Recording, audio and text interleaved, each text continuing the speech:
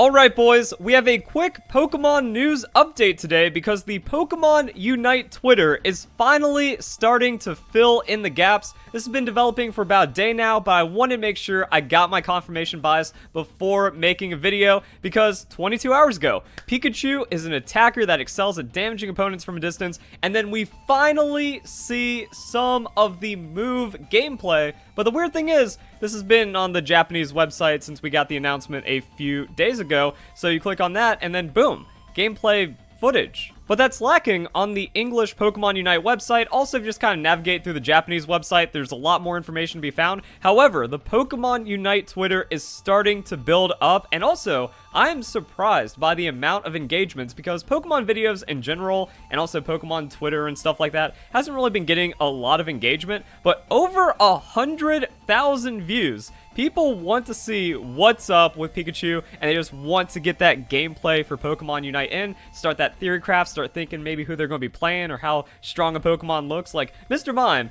has a lot of CC, but if you kite him out with those micro stuns, wrecked. Kind of some crazy stuff. And then this is what I was talking about with my confirmation bias. 2 hours ago, we got Charizard come in, and we get to see some Charizard gameplay. So, interesting ratio here because we have 7,500 views but 1,500 likes. So now we actually get to see maybe the characters that people are engaging with more. Like, there's gonna be a lot more Charizard or Lucario mains or Talonflame mains out there than something like Cramorant or Crustle. So it's going to be interesting to see how social media translates, but I think it's a really good thing that people don't have to like dig to search for the information. There's still a lot of like misunderstandings and misconceptions about Pokemon Unite in general, just from like the gameplay and the information we've had, because people either aren't looking for it or can't find it. But with a media like this, it's going to get a little better. So yeah, Charizard being updated, and that's kind of it. So we're just getting little bits of information at this time. And then we can look at some of the replies to get an idea of what's going on. I honestly hated fighting against Pikachu in the beta, especially that Unite move.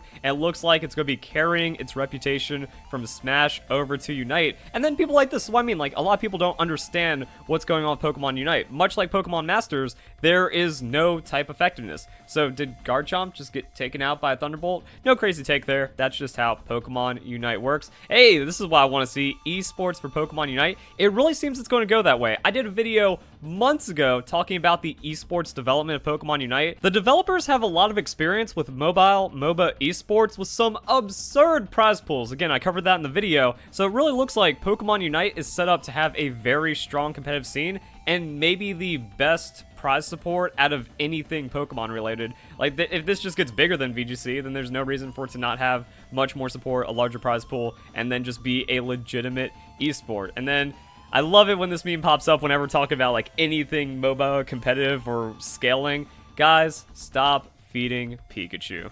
If you choose Pikachu, I'm actively going to attack you and abandon the objective and then esports for Pokemon Unite. So for the most part, there's a lot of support and positivity with this. Like, if you're following the Pokemon Unite Twitter, you're here for Pokemon Unite. You're not getting upset at the Pokemon, like the just official Pokemon Company Twitter, for not giving you Brilliant Diamond, Shining Pearl, or Legends Arceus information. So yeah, that's where we can see like the stuff is growing. Let's see what the quote tweets are up to as well. Only 82, but it's a nice little thing. Pokemon League of Legends. Anyone looking for Pokemon Unite, giving it a go. Might be an annoying Pika main, not gonna lie. And then we got Pikachu gameplay with some hearts. People are hype. So yeah, what's this Pokemon MOBA? And some people are still just finding out about Pokemon Unite. So the more information we get like this, the more it's going to get retweeted, the more it's going to spread, and then we're going to see how Pokemon Unite takes off from there. Same thing going on with Charizard. Please let it come at the start of July, not the end. Exactly. A lot of people can't wait for this game. Zard was very popular in the beta. Strong AF, and Fly is broken. Looks amazing. And Seismic Toss was very satisfying. Actually, a lot of the Unite moves just look like really strong pop-offs, and that's a cool callback to the anime. So yeah, we're getting a lot of good stuff going on with Pokemon Unite. But also, when it comes to Pokemon Unite information, the Japanese beta test is actually going to be on the Nintendo Switch. I didn't have clarification about that information when I first talked about it, but yeah, you know, we have Pokemon Switch version Unite as soon as possible. That's going to be happening this. You download the network test off the Japanese eShop. I don't know if there's going to be like any ping restrictions or if they're going to like try to track or enforce it, or if it's the same thing as getting a game early. You just have a Japanese account, boom, and then you're in. It's going to be June 24th at noon. so time zones are going to get weird. It's not midnight, so I think that's 8 p.m. Pacific time. All that, and then it's going to go on until midnight on Saturday. Boom, fun stuff like that. As for some other Pokemon news that's going on, we're talking about like Pokemon Unite esports, and yeah, like VGC is dead. Too much corruption, too much hacking, too much toxicity, too much weirdness. I've never liked the championship point system because it's just pay to win. That if you have the privilege to attend as many events as possible, you can just be a very low-skilled player and still stumble your way into Worlds just from qualifications. And now with this, we have Pokemon will seek to resume play Pokemon activity in 2021-2022. World Championship will be held in London, August 2022. That's after 2 years of delays. And then this weirdness. So because of COVID, 2020 points rolled into 2021, but now points earned in 2020 and 2021 carry over into the new season. And because of that, the World Championship is going to have a different structure. Points needed for 2020, and then points to be announced with the championships resume, and then Saturday. So there's going to be multiple tiers depending on how many points, because there's going to be more entrants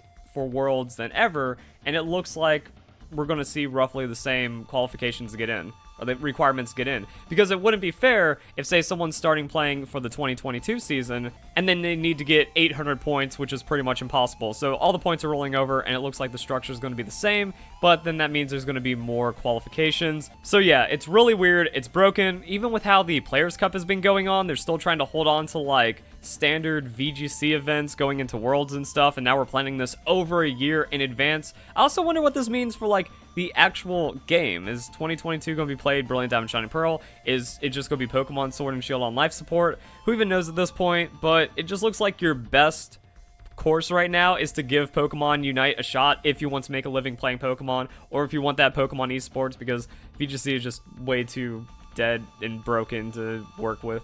So yeah, that's pretty much it. We got some Pokemon Unite awareness, which is also bringing a lot of clarification and people just stumbling into this and finding out more and more about the games. The English side is starting to catch up with the Japanese side. I don't really think it means anything for timing. Like, I don't think they're going to show the final gameplay video and then be like, Pokemon Unite releases tomorrow or in a few days.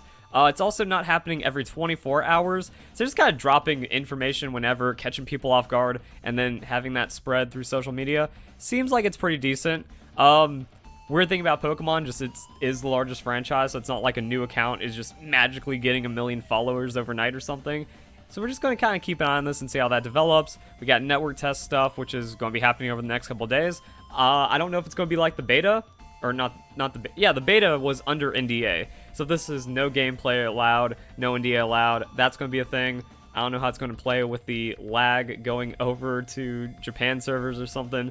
So we're going to see how that plays out, but it is a thing. There could be a lot of information coming out of that, especially just like updates that we've seen in the games between the Canadian beta and this. Also, it's going to be for Nintendo Switch, not mobile. And then Play Pokemon, still trying to hang in there. But I guess this also works for the TCG. So, like, TCG's strong. Pokemon cards are doing very well, and a lot of people are, like, getting into TCG. So, this system seems to be working, but VGC is still big dead. Actually, because of the Play Pokemon news, we might as well talk about what's going on with Pokemon Go as well, because it looks like they're ready to phase out some of the COVID bonuses, and they are also incentivizing people to go outside and play Pokemon Go again. So the countries that receive new bonuses will lose the bonuses of the COVID-19 pandemic, less effective instants without moving, companion brings fewer gifts, so actually getting more gifts off of your buddy Pokemon, and then the interaction distance with Pokestops and gyms will return to normal. So you get up to 2 raid passes from spinning Pokestops as well as gifts, also 10 times the experience for spinning a new Pokestop. It's not even just like kind of getting back into your regular routine, but also going out, adventuring, exploring, and kind of just playing Pokemon Go like to its fullest, it seems. Also, you get a better instance effect with walking distance. However, there's going to be some things that are going to stay. Instance lasting 60 minutes, battles without walking, 20 gifts in a bag, 30 gifts per day, and then some extra bonuses are going to be staying. So yeah, that's some interesting stuff we have going on. Small detail of the Niantic announcement is that they also want to re-incentivize in-person raids, but keep remote raids. According to the announcement, EX raids will benefit in-person raids when they return, and then an update about that. So really just some like general Pokemon news stuff after that. Pokemon Home, cute Pikachu stuff, the Piplup Twitter account, like Project Piplup.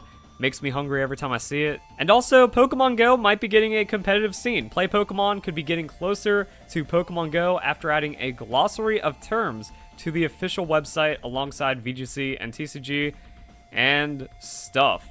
So it's going to be pretty interesting, depending on how that Unite test goes over the next couple of days, and then depending on how early Pokemon Unite releases, then we go into Sinnoh month for the 25th anniversary, Legends Arceus, Pokemon Presents, all that fun stuff. So hope you guys enjoy the video. Hope you all have a nice day. Thank you very much for watching.